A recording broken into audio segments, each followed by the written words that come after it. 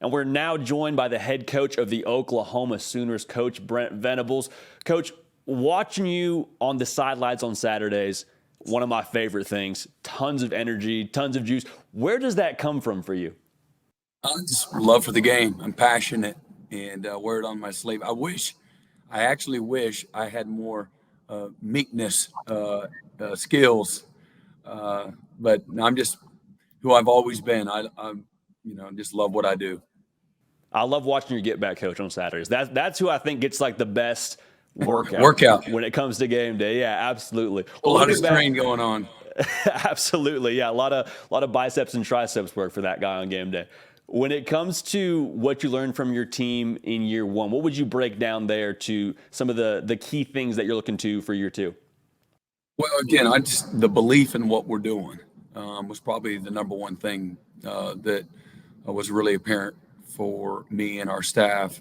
Our players are hungry, they're eager, they've bought into what we've asked them to do, our expectations, our standards, how we do what we do, and why we do what we do. And so the effort and the stick to itness, their ability to persevere all season was there. Obviously, you want to be, rewarded through your hard work with victory. And we came up, short in 5 games last year.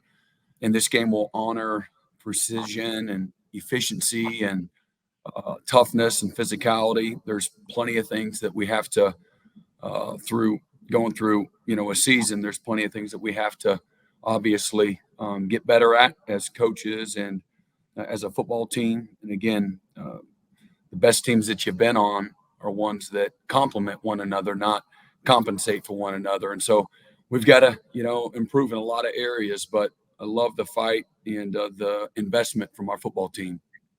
And your quarterback room is stacked. I mean, Dylan Gabriel coming back, and now you add in a 5-star talent in Jackson Arnold. What's been your impressions of your quarterback room so far this spring? Yeah, it's better. Stack is a pretty eager word.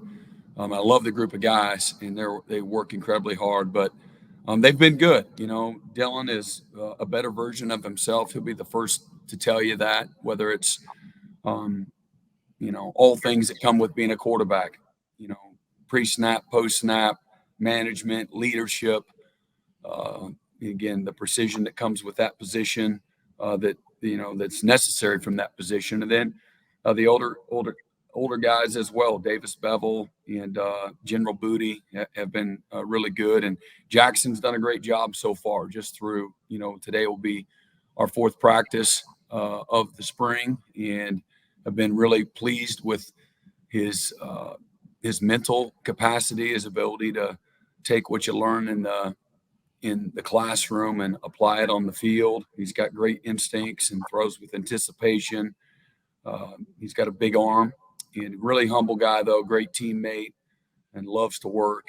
And so he's got a great foundation. Immediately has earned the respect of his teammates, which I think is the most valuable thing that you can have as a player, is the respect of the guys in the locker room. Looking to the other side of the ball, defensively, that's kind of been, what you specialized in throughout your career. What's the main point of emphasis during the spring for your defense? We got to get better. Captain Obvious here. That's the only thing that to me that we can do. But I'm just talking about, starting with the mindset and how you attack this game. What the standards are.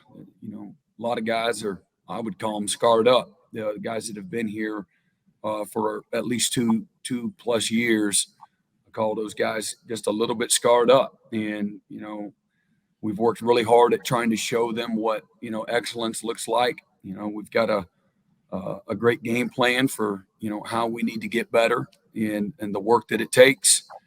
And, I believe in these guys. They're on the edge of their seat every day, willing to put the work in. We need to improve our athletic ability. We got to get more physical at the point of attack.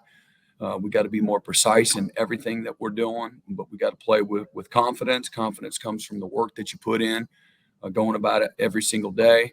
And we still got to maintain an aggressive, philosophy along the way. We've, since, our 14 months ago when we got hired and we played Oregon in the bowl game.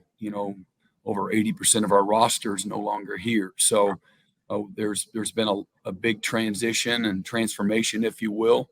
Um, Having a lot of new guys, sometimes that's not a great thing from a carryover standpoint, but it is a lot of guys that have a fresh mindset and, again, a hunger, a toughness.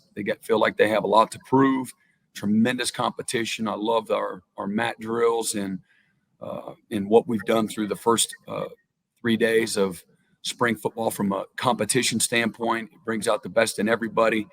And, but the biggest thing is just looking and focusing on daily improvement, teaching them football intelligence. We've got to get better situational football. And so, again, getting our guys to think the right way situationally so that you can play both aggressive and with great anticipation. The great play callers play with anticipation. The great quarterbacks do. Every football player that you would term as a great player, anticipation is a skill set that you learn through study and through repetition, and some of it's instincts. So I'm really pleased with the incremental improvement. It never happens as fast as you want. The improvement process sometimes can be actually very discouraging, and but you got to have the right mindset to go after it every single day, and just chop away with it, chop away at it, rather, just one day at a time. But like what I see through 3 days. And Coach, obviously, a big part of getting better is the look you get from your scout team, right? And now you've been known to strap it up and be the scout team quarterback. Is there any chance we see your alter ego Jimmy Green Beans get under center this spring? Every once in a while, if I don't feel like we're getting the right look, I'll have to dust it off and show them what I could do. No, we have some fun. We get out there. I love getting in the middle of it with the guys and challenging them. I love to participate and stay busy and stay active and competitive. And sometimes, as the coach watches so much film, you have a very good idea of what the players need to see, from a preparation standpoint once you get into the season. So it won't be the last of that guy that you see. Awesome. Well, we're looking forward to the legend of Jimmy Green Beans continuing to grow in Norman. But looking to the recruiting trail and the transfer portal, y'all have obviously been to work. A top 10 class in the 2023 cycle, added some studs through the portal, one of them being Deshaun McCullough. How much do you factor in Oklahoma's move to the SEC as you go about assembling your roster? It's a factor, but I think kids are attracted, knowing that starting in 2024, that's going to be an opportunity for them coming to Oklahoma, having a chance to compete in the SEC, which is one of the premier conferences in all of college football, as we all know. And so it's hard to say what the percentage is.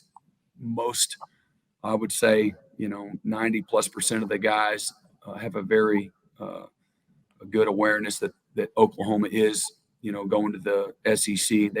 Many of them didn't know which exact year. Now that's all been worked out, so it plays a part, in the process, no doubt. Coach, we appreciate all your time. Last question for you before we let you go.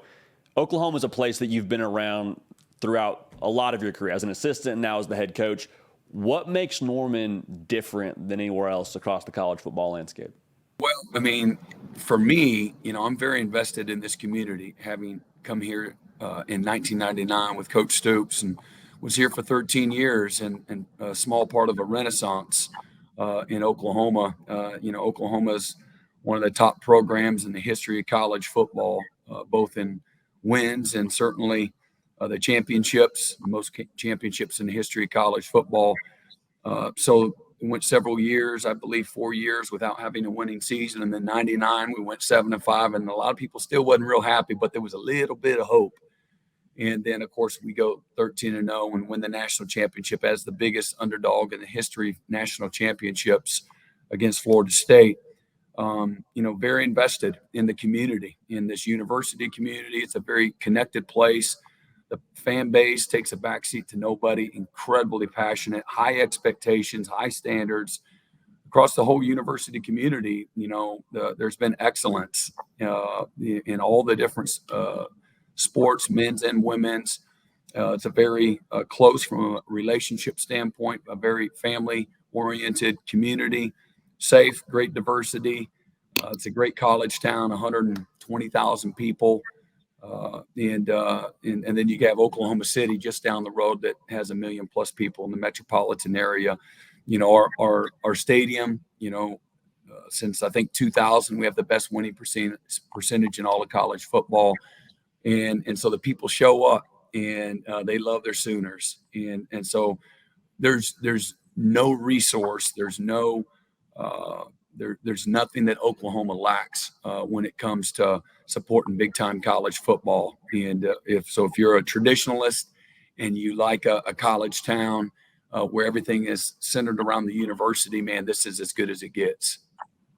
Well, Coach, we appreciate your time, like I said, and we appreciate your candor, and we're excited to watch y'all get after it in the spring and hoping to come down and see y'all pretty soon here as the fall gets ramped up.